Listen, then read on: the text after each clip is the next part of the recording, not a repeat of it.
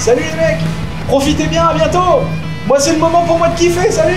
A few moments later. Et non, évidemment que non les amis. Retour à la réalité, peut-être un peu difficile, ça pourrait être le cas pour certains, pas pour moi.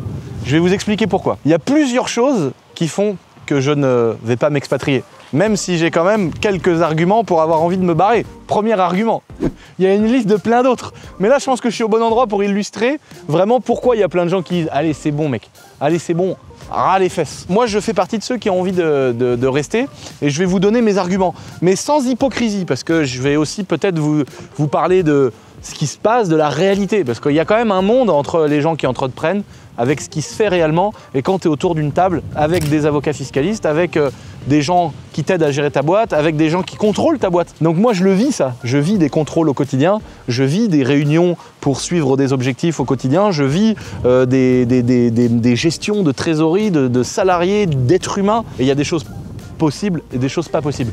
Pourquoi j'ai envie de vous parler de l'expatriation? Parce que c'est devenu une mode aujourd'hui de se dire faut se barrer de ce pays pourri, faut se barrer de la France, on peut plus rien faire, etc. Il y a 99% de vrai dans tout ça. Donc je vais pas faire l'hypocrite, je vais pas vous dire n'écoutez pas ce qu'on vous dit, etc.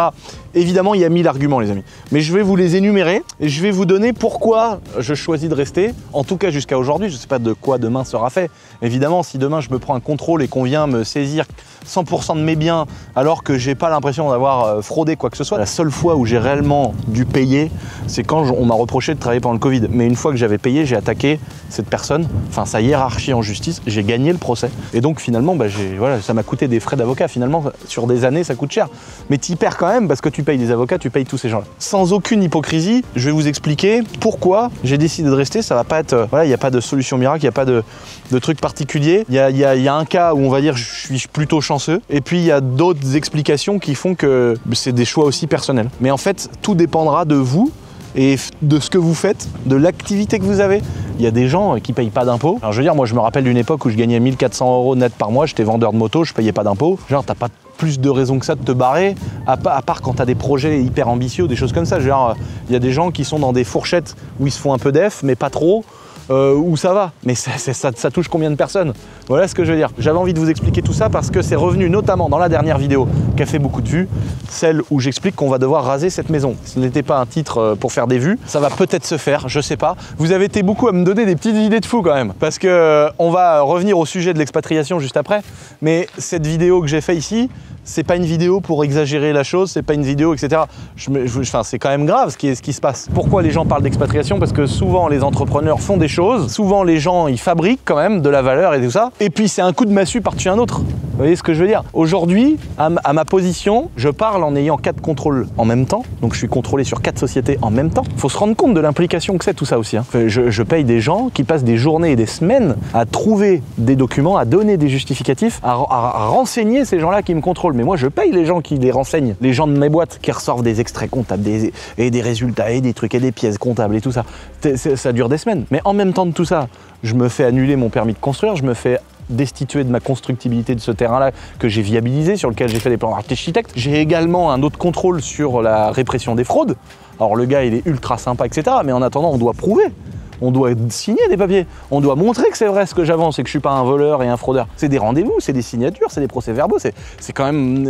Ça implique énormément de temps, c'est très chronophage et ça veut dire que ces gens-là que je paye, faut les payer, donc ça me coûte de l'argent finalement.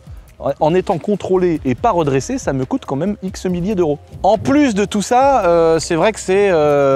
quand tu te dis, bon vas-y, je gagne bien ma vie, je vais pas me plaindre.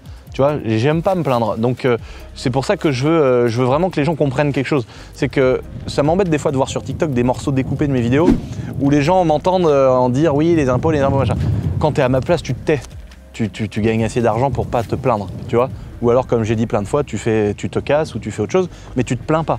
Moi, ce que je veux vraiment que vous compreniez, c'est que dans cette vidéo, je suis pas en train de me dire « Je suis un malheureux, je me fais harceler par les contrôleurs ». Non, c'est un constat. Et j'ai bien aimé le faire, parce que c'est quand même extraordinaire de faire autant de travaux sur une maison sur laquelle tu as un permis de construire et tout se faire annuler au dernier moment. Donc évidemment, ça va aller en justice, évidemment, voilà. Mais c'est extraordinaire, on voit pas ça. Et c'est important de vous le dire, parce que dans cette vie entrepreneuriale, tout le monde pense qu'on roule avec une Ferrari et que tout va bien, etc. Mais c'est une multitude d'emmerdes comme ça tous les jours. C'est pour ça que je le prends à la légère et je m'en tape, tu vois. Je m'en tape, j'ai 4 contrôles fiscaux, la répression des fraudes, les machins, les trucs. Je m'en tape. Franchement, ça, je vous jure les amis, ne vous accablez pas pour moi dans les commentaires en me disant oh là là ce qu'ils lui font et tout. Je m'en tape. Franchement, ça me fait ni chaud ni froid. J'en ai plus rien à faire. Ça m'a tellement stressé à une époque, ça m'a tellement mangé la vie, ça m'a tellement fait passer les nuits blanches en me disant j'ai mon premier contrôle fiscal, comment on va faire, j'ai peur qu'ils nous défoncent pour rien, etc. Que j'en ai plus rien à faire. Mais vous pouvez pas imaginer à quel point je m'en tape. Vraiment. J'ai cette chance de pouvoir m'en taper. Mais il faut pas être hypocrite. J'ai cette chance pourquoi? Parce que j'ai réussi à mettre de côté, ce qui me permet demain de dire topette, tu vois. Je prends Nat, la valise que vous avez vue en intro de vidéo, je prends l'avion et hop, et taillot frère. C'est bon, tu vois, rien à foutre. Donc c'est pour ça. Bon, il y a des abonnés quand même qui m'ont donné des mauvaises idées. Ils m'ont dit Lucien, on t'accorde le placement de produit. C'est-à-dire que si tu nous fais un placement de produit, mais qu'avec ça tu nous fais une vidéo où tu nous montres comment tu peux de manière la plus efficace détruire cette maison, on acceptera que tu nous fasses un placement de produit. Mais mine de, vous me donnez des mauvaises idées. Et il y a des youtubeurs très connus qui ont plus d'abonnés que moi qui m'ont écrit, qui m'ont dit mec viens on te fait en collab. Ah, comment c'est possible de te dire des trucs pareils? Donc maintenant j'ai presque envie que la mairie insiste en disant non, faut détruire cette maison. J'ai presque envie de ça. Parce que j'ai fait un petit calcul. Je me suis dit si je fais une vidéo, je vous explique le thème. Je mets un tremplin ici, à peu près par là. On prend 10 voitures. En fait on fait les 10 manières les plus badass de détruire une maison. Donc on fait un tremplin. Je fabrique un petit rail, comme ils font les États-Unis qui jettent les voitures de la colline. Je fais partir 10 TDS, et c'est celui qui vise le mieux quand il faut qu'elle arrive dans la toiture et qu'elle traverse la maison, etc. Ensuite, on fait venir une grue, et on lâche une TDS à 50 mètres de haut. Ensuite, on fait venir un Canadair qui lâche, je sais pas moi, 15 000 litres d'eau sur la toiture, voir si elle s'écroule. Ensuite, on fait partir un bus à fond pour voir s'il traverse le mur. Tu vois? Ensuite, je sais pas, on met 1 kg de TNT, on essaye de faire sauter les 4 coins de la maison. Tu vois, 10 solutions comme ça, les plus bourrins, pour essayer de détruire cette maison. En calculant, la maison, elle m'a coûté un peu plus de 200 000 €. En faisant un placement de produit à 500 000 €. Ça veut dire que j'ai 200 000 € de maison à rembourser, 100 000 € de prod, parce qu'il faut prendre des TDS, faut fabriquer le tremplin, faut mettre un rail, faut faire venir un Canadair, faut faire venir une grue. Bon, on va dire 150 000 €. Ça fait 350 000 € de frais pour que ça soit à zéro. Et à la fin, il reste 150 000 € sur le placement de produit, et on n'a qu'à faire gagner des voyages de fou à des abonnés, ou on fait gagner des permis voitures, on fait gagner, moi je sais pas, des bagnoles gratuits, voilà ce qu'on sait faire. Donc je me pose cette question, parce que vous êtes beaucoup quand même à me dire, mais mec, fais un placement de produit et défonce-moi cette baraque. Mais vous m'avez presque envie, je ne pense qu'à ça, à la détruire maintenant. J'ai envie de me dire, mais tiens, on va leur donner raison, détruisons cette baraque. Bon, en tout cas, ça reste dans ma tête. Je verrai avec le temps si c'est plus une hype de la vidéo, ou si vraiment c'est un projet que les abonnés adhèrent, parce qu'on va quand même défoncer une maison qui a une histoire, qui était là, ça m'embête de détruire du patrimoine volontairement. Mais vu que c'est ce que l'État demande, vu que c'est ce que l'urbanisme veut absolument, ben on va répondre aux exigences et on va faire sauter cette merde. On va la souffler. Et quand il n'y aura qu'un tas de gravats, je viendrai planter mon petit drapeau français. Marchons, travailleurs, le drapeau. Ouais, là, on dirait... Là, si tu regardes la vidéo avec 2-3 bières, tu te dis, oh, Lucien, il a la haine. Mais j'ai pas la haine, je vous jure que j'ai pas la haine. Bon, maintenant, l'expatriation, les amis. Pourquoi? On va s'expatrier de cet endroit parce que je peux plus voir cet endroit. J'ai juste envie de faire passer un Rafale de Saint-Dizier, là, qui me lâche une 500 kg là-dessus, là. Voilà ce que je veux, ça, c'est mon rêve. J'ai un nouveau rêve. Alors, les amis, petite pause dans cette vidéo pour vous expliquer déjà pourquoi les gens s'expatrient. Les 3/4 du temps, quand tu écoutes les gens qui te parlent d'expatriation, il y a 3 sujets principaux. L'argent, le fait qu'on soit énormément taxé aujourd'hui, les charges salariales sont très élevées, l'impôt est très élevé, et en fait, des fois, les gens ils vont dire oui, mais vous payez 25% d'imposition sur les sociétés. Mais il faut pas oublier que c'est 25% plus ça, plus ça, plus ça, plus ça, plus des contrôles fiscaux qui coûtent de l'argent, plus des commissaires aux comptes, plus des trucs, plus des machins. En fait, c'est un ensemble qui fait qu'une fois que tu as payé tout ça, en plus de ça, tu fais un permis de construire, on te fait raser ta baraque. Vous voyez ce que je veux dire? C'est ça qui fait qu'à un moment, les gens ils disent allez, je me casse, tu vois. Bon, il y a ce côté imposition où il y a des pays où c'est vraiment rien à voir. Tu vois, entre passer d'une globalité où t'es pas très loin de 80%. Ça paraît fou de dire ça, mais pour les gens qui connaissent, vous savez que je raconte pas des salades. C'est vraiment ça. Quand tu passes de 80 à des fois 15% ou 0%, c'est vrai, il y a un moment donné, tu te poses la question. Mais des métiers ne sont pas forcément compatibles. Un métier comme le mien, comme j'ai déjà dit dans la vidéo, avec des gens qui sont là, des gens qui sont déplacés. Nous, on a des magasins, on a créé de l'emploi, on a acheté des murs, on a déplacé des gens de certaines régions. Quelqu'un qui fait du e-commerce, qui est sur son ordinateur ou qui travaille sur des réseaux sociaux, lui peut peut-être travailler dans le monde entier, c'est beaucoup plus simple. Pour moi, si j'avais envie, ça serait beaucoup plus compliqué. L'insécurité dans notre pays qui va mal. Moi, mon avis là-dessus, je vous l'ai déjà donné. Je pense qu'il y a une exagération médiatique, mais il y a une réalité. Il y a une vraie réalité qui est là. Et alors, c'est vrai que c'est facile de dire oui, il y a ça, plus ça, plus ça, plus ça. Oui, il faut pas écouter tout ce qu'on dit à la télé. Des agressions au couteau, il y en a depuis la nuit des temps. Des agressions à la rue, il y en a depuis la nuit des temps. Mais je suis d'accord, je trouve, moi, que c'est beaucoup trop. La France descend dans tous les sondages. Tous les jours, on entend des gens qui se font agresser de partout. Et moi, je regarde pas BFM. Moi, j'écoute ce qu'on me dit. Je pense à mes amis femmes qui se font agresser, qui se prennent des mains au cul, qui se font siffler, qui se prennent des baffes parce qu'elles donnent pas des numéros. Moi j'ai des exemples là, j'en ai 15 à vous donner tout de suite. Une nana d'un ami très très proche qui a pris une patate dans la rue parce qu'elle voulait pas faire une fellation à un mec qui passait en courant. Moi j'ai déjà vécu des trucs avec une ex il y a des années où il y a des mecs qui ont sorti des couteaux parce qu'ils m'ont dit devant moi qu'ils voulaient ploter ma nana. Des exemples, je peux vous en sortir 1000. J'en ai vécu plein, des trucs comme ça. Et de l'insécurité, il y en a. Maintenant, ça fait partie, je pense, en tout cas de ce que j'entends, ce que moi je vois, de ce qu'il y a sur Internet. J'écoute des vidéos, mais je vois aussi plein d'entrepreneurs autour de moi qui ont déjà quitté la France. Et c'est ça qu'ils disent. L'insécurité, l'imposition, le fait qu'on ait un gouvernement qui part en cacahuète, de l'immigration, des choses comme ça, c'est plein de sujets qui reviennent, c'est ça, hein. Vous pensez aux gens, l'immigration, l'insécurité, voilà, ils mettent ça avec, la fiscalité, et puis après t'as ceux qui disent oui mais en même temps on avait envie de changer d'air, de voir d'autres choses. Mais voilà en tout cas les 3 trucs qui reviennent le plus sur les raisons de l'expatriation de certains. Et c'est vraiment un énorme phénomène parce qu'aujourd'hui il y a plein de multitudes de sociétés qui vous aident à trouver un pays, qui vous aident à trouver une destination, qui vous aident à faire vos papiers, qui vous aident même à renoncer à votre nationalité, parce que l'État français, en voyant tous ces départs de gens qui créent de la valeur ou de gens qui travaillent ou qui développent des boîtes, ont mis en place des nouvelles choses pour aller chercher de l'impôt chez ces gens qui se sont expatriés. Donc t'as carrément des gens qui renoncent à leur nationalité, ça paraît fou. J'ai besoin d'avoir vos avis, les amis, parce que je me pose des questions sur ce que les gens pensent, ce que mes abonnés pensent. Je suis curieux d'avoir vos avis dans les commentaires par rapport à ça. Qu'est-ce que vous en pensez? Il y a une partie qui vont dire n'écoutez pas Lucien, barrez-vous de ce pays pourri. Et il y a une partie des gens qui vont dire il a raison. Donc voilà, retour à la petite vidéo. Alors les amis, là où je voulais revenir tout à l'heure en disant faut pas faire l'hypocrite non plus, c'est quoi? C'est que je veux pas passer pour le mec, comme je disais tout à l'heure, pour le mec qui est en train de se plaindre, etc. Comme je vous dis, ça me fait plaisir de raconter ça sur cette chaîne YouTube, mais c'est des choses dont je dis pas, je m'en plains pas, je m'en fous, c'est comme ça, c'est la vie. Je trouve ça normal de payer des impôts, je trouve ça normal d'avoir payer des cotisations, d'avoir des contrôles fiscaux, tout ça, je trouve ça normal, faut pas faire l'hypocrite. En fait, c'est l'exagération qui me gêne. Et c'est ce que je vis de l'exagération, comme beaucoup d'entrepreneurs. Mais là aussi où je veux pas faire l'hypocrite, c'est pourquoi je pars pas vivre à Dubaï ou dans un pays qui n'est pas fiscalisé. Parce que je pourrais régler ce problème-là. Il y a plein d'endroits où aujourd'hui vous payez une boîte qui fait que ça.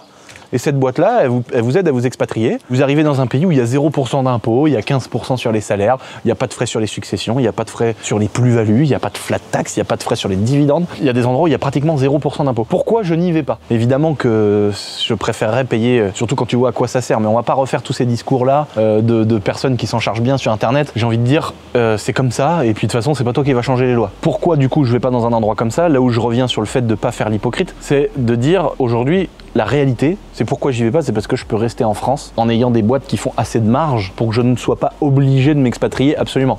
En fait, tu prends le cas par exemple d'un mec qui est boulanger, qui va à peine se sortir un salaire, mais moi je pense, c'est pour ça que j'ai envie de dire les gars, faut pas faire les hypocrites, faut pas que je passe pour un mec qui se plaint, parce que vraiment, je fais ces sujets-là pour faire des sujets importants et donner un petit peu ce que je pense de la vérité du sujet sur Internet. On entend tout. Et il y a des gens qui ont raison. Moi, je pense aux agriculteurs. Je pense aux agriculteurs qui bossent 15 heures par jour et qui se suicident parce qu'on laisse l'Ukraine, on laisse des pays de l'Est et tout un tas de pays qui n'ont pas ces normes qui sont imposées aux agriculteurs français. Ces gens-là, on les laisse importer de la bouffe et on dit rien. Tu m'étonnes que les mecs qui brûlent des pneus sur les ronds-points, évidemment qu'ils pètent les plombs. C'est normal. T'imagines, tu bosses toute ta vie. Évidemment que ton fils, il a pas envie de reprendre l'affaire. Il voit son père qui est en dépression, qui gagne pas d'argent, qui passe pour un voleur, qui passe pour un méchant. L'agriculteur, on le fait passer pour un méchant aujourd'hui. Et qui en plus de ça bosse 15 heures par jour. Mais il a pas envie de faire ça le mec. Il voit sa petite sœur qui est sur Mime à 7 ans, elle prend 50 000 € par mois. J'exagère les amis.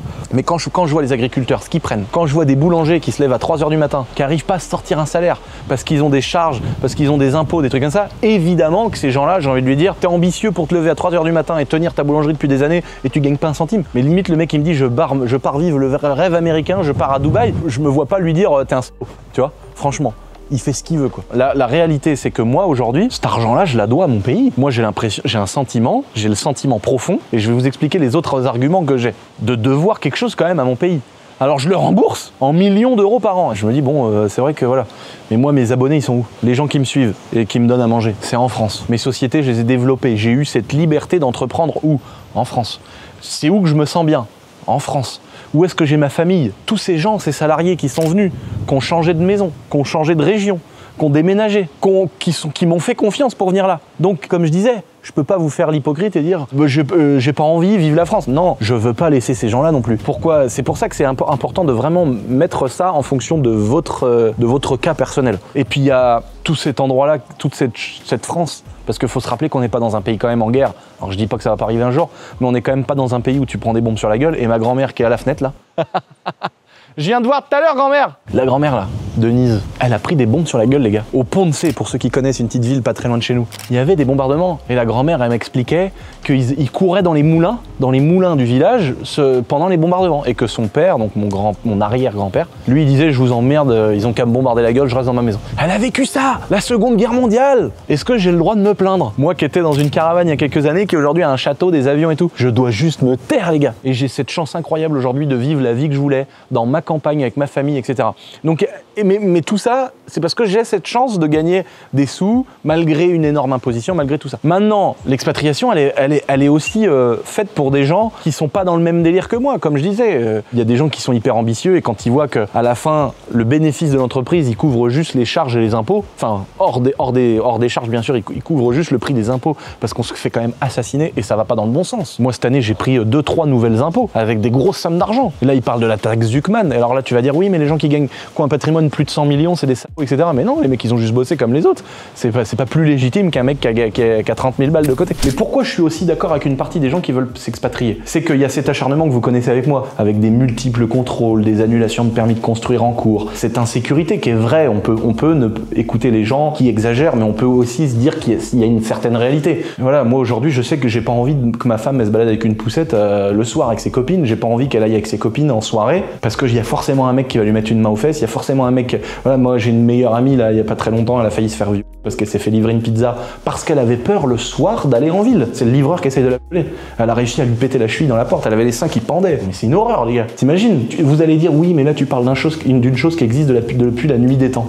Évidemment, depuis la nuit des temps. Mais aujourd'hui, je trouve qu'il y a même que être une gonzesse en 2025 et pouvoir sortir, bah tu peux pas le faire partout. Désolé s'il y a des gens qui vont pas être d'accord avec moi.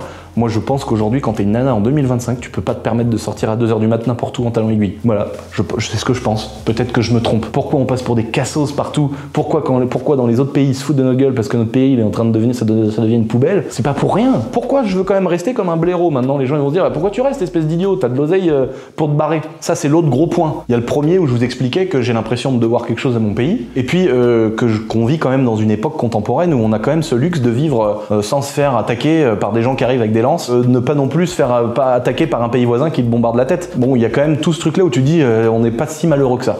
Je parle des gens comme nous, mais évidemment, les amis, je reprends encore pour pas que ce soit déformé et repris sur TikTok, etc.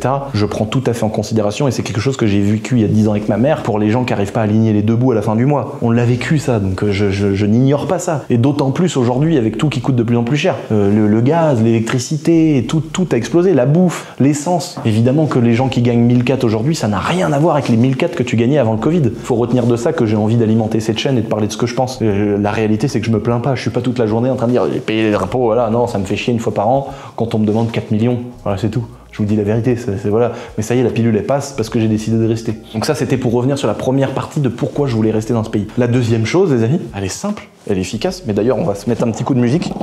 On s'est offert un truc avec Nat là. Regardez ça. Là, je vous propose un truc, c'est extraordinaire ce que je vous propose comme prestation. Made in France, ça n'existe plus. Pourquoi les gens s'expatrient? Il n'y a plus de Made in France. À part les t-shirts La Boiserie, on a racheté une boîte. Et on a racheté la boîte et les murs. On vous en parlera bientôt de ça, les amis. Mais là, aujourd'hui, l'usine où on fait tous les vêtements La Boiserie, on peut dire que c'est vraiment du Made in France. Ça, Made in France. Du caviar, ce que je te propose. C'est du caviar, ça. Je me suis fait plaisir ce week-end, c'était un cadeau de ma mère.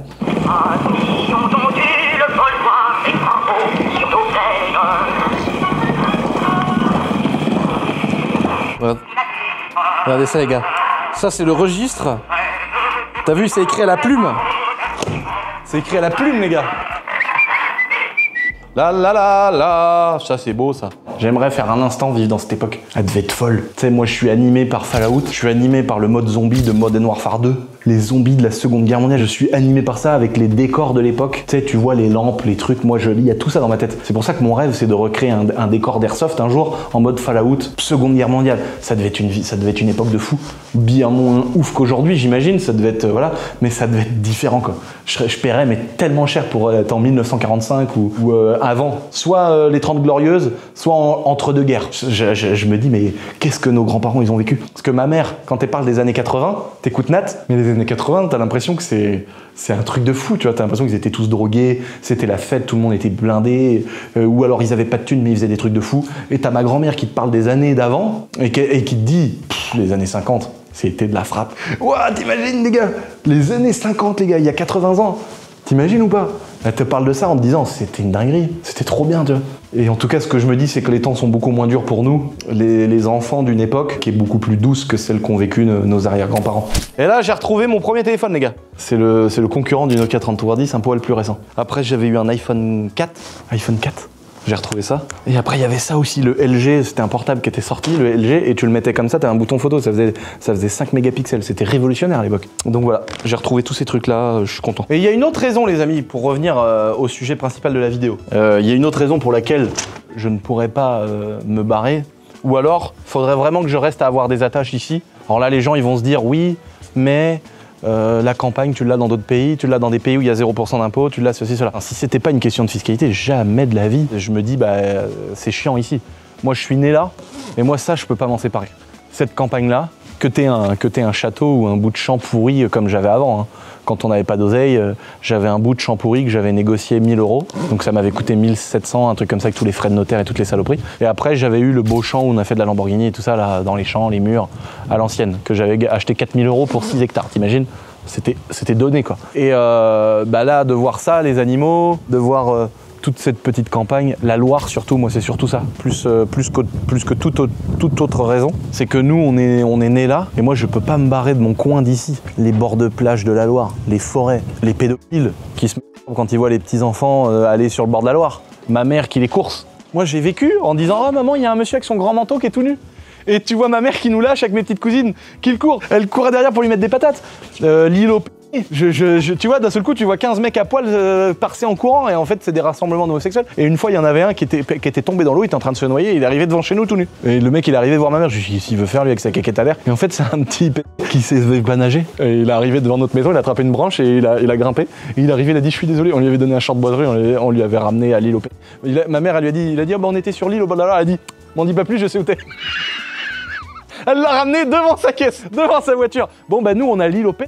Eh bah c'est génial. Bon, on a les chasseurs alcooliques. T'es quand même un petit peu dans un battle royal. Tu peux pas vivre en mode facile. C'est-à-dire, tu te balades dans la rue, à tout moment, t'as Didier qui croit que t'es un chevreuil, et il t'envoie deux coups de fusil à toi de te jeter à plat ventre, de coucher ta daronne par terre, etc. C'est ça la campagne. C'est ça qu'on aime, tu vois. Je rigole en disant ça, mais c'est vraiment ça que j'aime aussi. C'est ce côté folklorique, ce côté où t'as pas cette tranquillité de dire tout est parfait ici. C'est pas un endroit de bobo.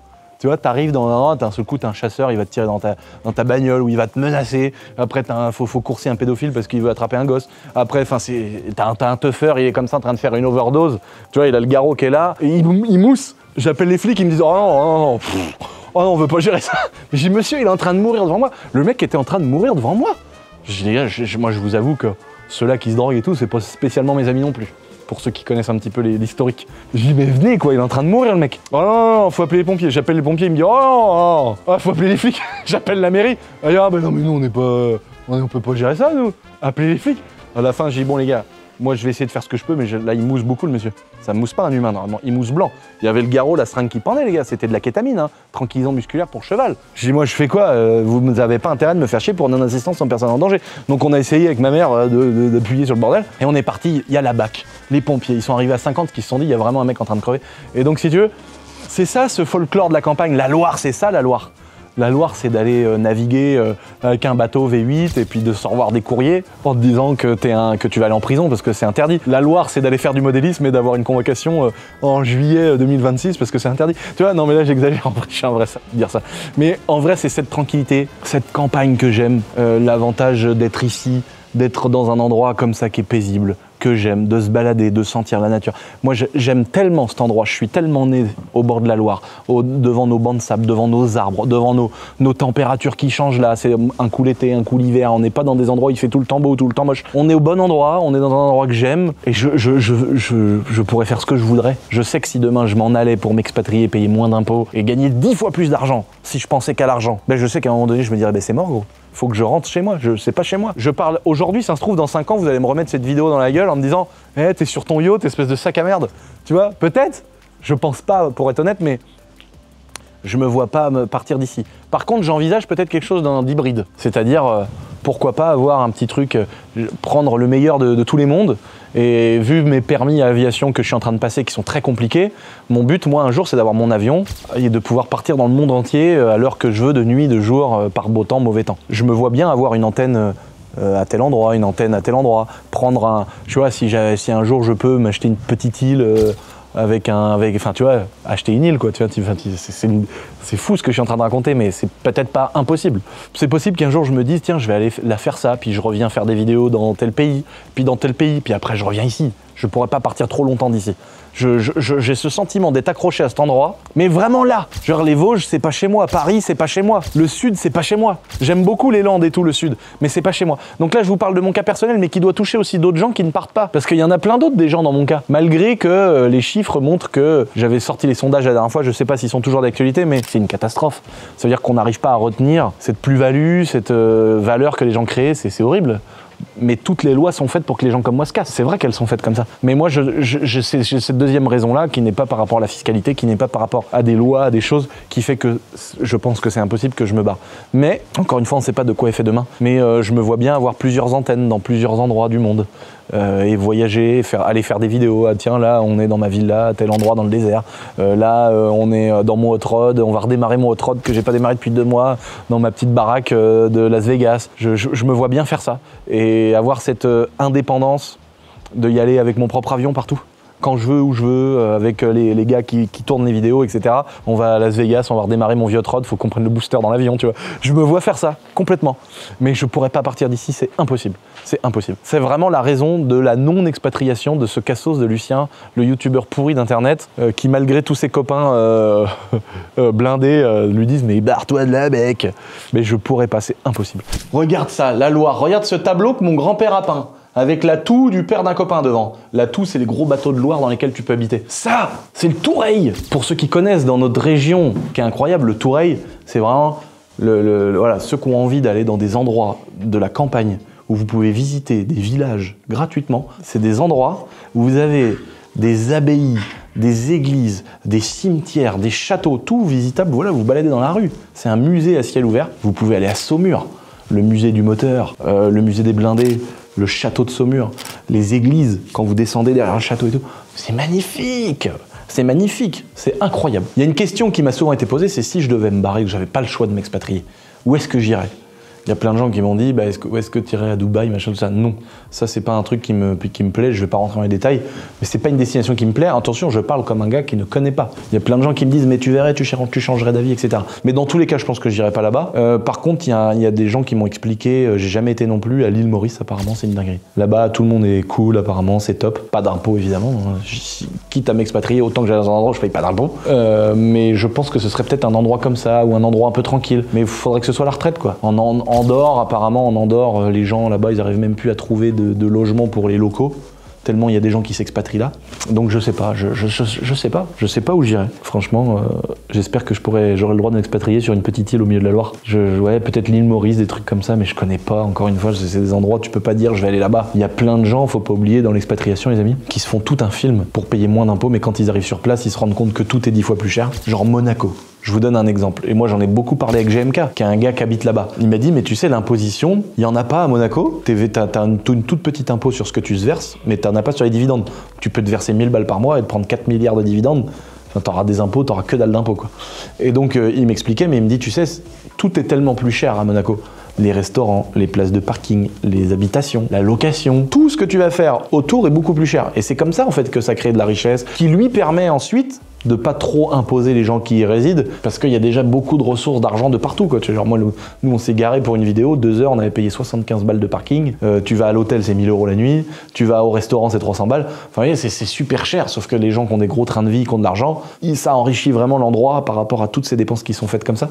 Et donc le pays, derrière, il peut se permettre de dire, bah, il n'y a pas d'impôt, ou très très peu. Tu prends la Turquie, par exemple, tous les gars qui gagnent beaucoup d'argent en Turquie, moi j'ai des potes qui sont entrepreneurs à Istanbul, un Urus là-bas, ça vaut 1 million d'euros. Alors, tu vas payer en moyenne 3-4 fois plus cher la voiture. Donc c'est aussi comme ça. En Turquie, il y a beaucoup d'espèces. Et donc les gens là-bas, ils savent. Et c'est normal et ils laissent faire. Mais du coup, ils vont imposer les gens qui gagnent beaucoup d'argent sur les grosses voitures, en mettant des grosses taxes d'importation, des choses comme ça. Donc il y a plein de choses comme ça qu'il faut connaître pour parler d'un sujet qu'on maîtrise, quoi. Et dernier point, les amis, aussi, qui est intéressant à expliquer, c'est que si je pars, à mon avis, il faut que je fasse une croix sur mon travail. Parce que mes abonnés, vous qui me regardez, la plupart, vous êtes des vrais chauvins. Ça veut dire vous êtes des vrais mecs en mode, gros, on te suit, si tu t'expatries, on sera plus là. Et je pense qu'il y a des abonnés qui me pardonneraient pas de me barrer en disant la France, c'est bon. Mais j'ai pas envie. Ça fait des années que je défends ça, mon bon vieux pays pourri. Mes bons vieux arbres qui tombent, tu vois, mes cochons qui chient dans les patates et tout. Moi, j'adore ça. Donc, je pense qu'il y a des abonnés qui se diraient, bah gros, c'est grâce à nous, Français, que t'es là. Et là, maintenant que t'as fait de l'oseille, tu te casses. Voilà, je pense que ça passerait mal. Mais ça n'empêche qu'un jour, j'ai envie de faire un tour du monde avec ma mère, en avion. Et j'ai envie de vivre des choses, j'ai envie de voyager, j'ai envie d'apprendre des langues. Là, j'ai tellement bûché pour avoir mes permis d'avion que j'ai pas envie d'arrêter sur ce rythme que je m'étais imposé d'apprentissage. J'ai envie de peaufiner l'anglais. Je suis pas bilingue en anglais, je me débrouille pas trop mal, mais je suis pas un parfait bilingue. J'aimerais bien être très à l'aise, même si je peux aller dans n'importe quel pays, je sais que je vais me débrouiller. J'aimerais bien vraiment être plus à l'aise. J'ai perdu pas mal de niveaux en espagnol, j'aimerais bien reprendre ce niveau que j'avais, de continuer à m'enrichir, d'écouter, d'apprendre des choses des autres. Donc cette vie-là me va bien et je me vois pas non plus partir dans un truc où je vise des sociétés à faire 100 millions de chiffre d'affaires, faire des licornes, etc. C'est pas mon truc, j'ai pas envie de faire ça. Moi, mon but, c'est de faire quelque chose qui me rende heureux et qui fait que que j'aime mon travail. Et je pense que c'est hyper important de voir ces choses-là comme ça. Et donc c'est ça ensuite, faut tout mettre sur la table. Ce que j'ai fait, je vous le dis la vérité, hein, tout mettre sur la table et se dire qu'est-ce que je veux, qu'est-ce que je vais faire, est-ce qu'il faut que je trouve des solutions pour payer, pour pas me faire poutrer. Et c'est vrai que c'est galère. Donc les amis, vous avez eu le vrai fond de ma pensée, vous avez eu ma vraie explication par rapport à ça. C'est vrai que ça fait des années qu'il y a plein de gens qui se demandaient. Je pense vous avoir répondu avec la simple, pure et unique vérité de ce que je pense et ce que j'ai dans la tête. Je pense qu'à un moment donné, la situation que tu as, c'est toi qui dois choisir et qui dois te dire qu'est-ce que tu veux changer dans ta vie, etc. Et moi aujourd'hui, je veux juste que ça continue. Et c'est déjà honteux de dire j'ai pas besoin de plus. Et donc évidemment, c'est pas mon cas. Moi, ce que je veux, c'est vivre à la campagne avec ma mère tranquillement et puis pouvoir avoir assez de sous pour mettre le plein dans un avion et aller voyager dans quelques années quand je serai à la retraite. Et donc c'est ça mon souhait. Malgré que ça paraisse bizarre, vu que j'ai plein de boîtes, je fais plein de choses. Voilà, mais ça fait un peu penser au mec Kevin Hart ou The Rock qui dit, l'autre il dit ouais, vous avez offert une maison à votre mère, ah c'est bien. Et l'autre à côté il dit $1 milliard plus tard, il serait temps mec que t'offres une maison à ta mère. $1 billion later, he finally got his mama house. All right. Donc je veux pas rentrer dans ce jeu-là. Tu sais, c'est pas une fois que t'as de l'oseille, gros, comme moi aujourd'hui, qui suis bien, de dire oui, je suis pas matérialiste, je me contente de peu. Non, moi, faire le tour du monde en avion, c'est quand même un truc hyper cher. Mais je veux dire, c'est des choses que je peux envisager, c'est plus des rêves. Je pense qu'aujourd'hui, c'est un truc que je pourrais faire. En tout cas, je pourrais le faire financièrement. Et donc, mais quand je dis je n'envisage pas plus, c'est-à-dire j'envisage pas de monter des buildings à Dubaï et de faire des boîtes qui font des milliards, tout ça, je m'en tape. Ce que je veux, c'est être heureux dans ma campagne, être avec ma daronne dans un avion, dans des trucs qui me passionnent, qui me rendent heureux, voilà. Et je pense que c'est le maître mot pour pouvoir travailler en kiffant. Et je sais que malheureusement, dans notre pays, il y a des gens qui sont énormément bridés par rapport à ça, et qui galèrent, et c'est frustrant d'avoir un pays comme le nôtre, aussi beau, qui se dégrade, et qui permet pas à tout le monde d'être heureux en travaillant, quoi. Malheureusement, on te promet quand même un truc horrible, quoi. Travaille, t'auras une vie classique, aujourd'hui, il y a des gens qui s'en sortent pas, tu vois. Et beaucoup d'ailleurs, c'est ça qui est horrible. Donc voilà, ça fait un petit peu vidéo autour de ce que je veux faire, etc. Mais j'avais envie de vous parler aussi de pourquoi l'expatriation, pourquoi les gens le font, et pourquoi les gens, les idiots, d'après ce qu'on écoute, comme moi, ne le font pas. Voilà. J'espère que ça vous a plu, les amis. N'hésitez pas à vous abonner à cette petite chaîne YouTube où on est presque 500 000. Je vous fais des gros bisous et n'oubliez pas d'entreprendre et ne vous expatriez pas trop vite, quoi. Topette.